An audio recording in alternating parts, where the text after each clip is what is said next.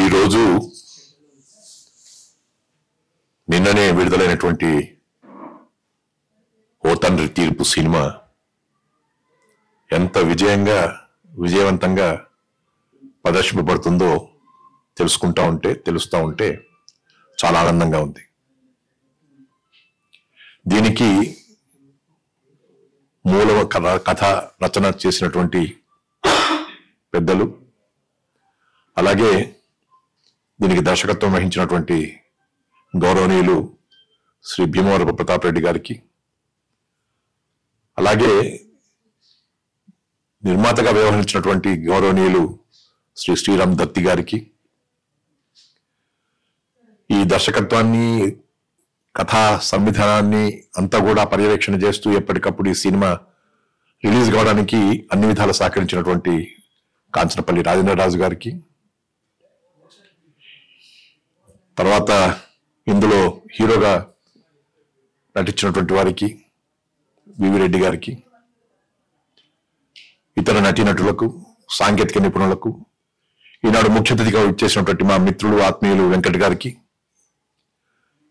ఈ కార్యక్రమాన్ని ఈ రకంగా రూపొందించడానికి చేదోడు వాదోడుగా ఉండి ఎంతో సహకరించినటువంటి శ్రీ జయబాబు గారికి, రామకృష్ణ గారికి, అలాగే సుధీర్ శ్రీధర్ గారికి, మీడియా మిత్రులకు అందరికీ నమస్కారం.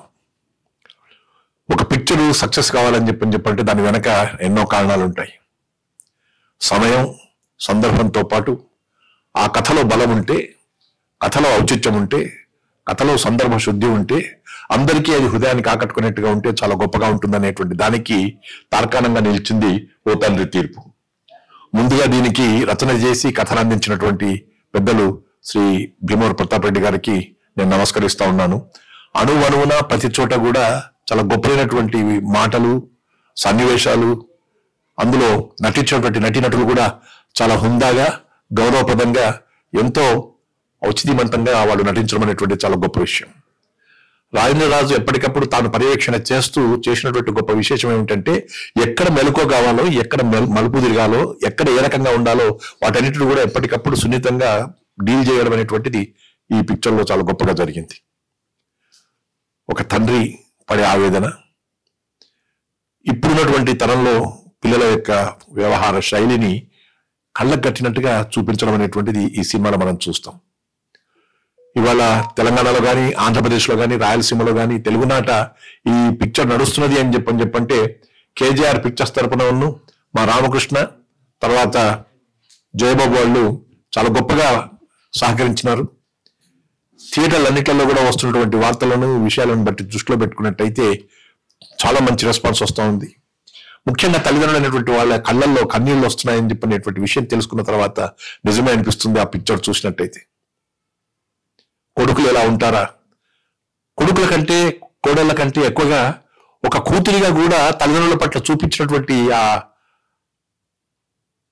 పాత్ర యొక్క నటన ఏదైతే ఉందో చాలా ఇబ్బందికరంగా అనిపించింది నాలాంటి వాళ్ళకి.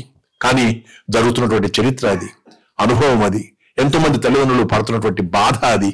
ఆ బాధని అక్షరూపం చూపించడం ఒకరైతే ప్రతాప్ గారు చేస్తే, దాన్ని తెర మీదకి ఎక్కించడానికి ప్రయత్నం చేసినటువంటి వారు గౌరవనీయులు శ్రీరామ్ గారు. దీని వెనక మా విజయ్ కుమార్ యొక్క తోడ్పాటు కూడా గొప్పగా ఉంది. ఆయన నేనున్నాను మీకు ఎందుకు అని చెప్పని సహకరించినందువల్ల కదా మా అరిగిపూడి విజయ్ కుమార్ గారి యొక్క సహకారంతో ఇవాళ ఓ తండ్రి తీర్పును మనం చూస్తున్నాం. మనం చూడడం కాదు, ప్రజలకు చూపిస్తున్నాం. ప్రజలకు చూపించడం కాదు, తల్లిదండ్రులకు కావాల్సినటువంటి ఊరట కలిగిస్తున్నాం.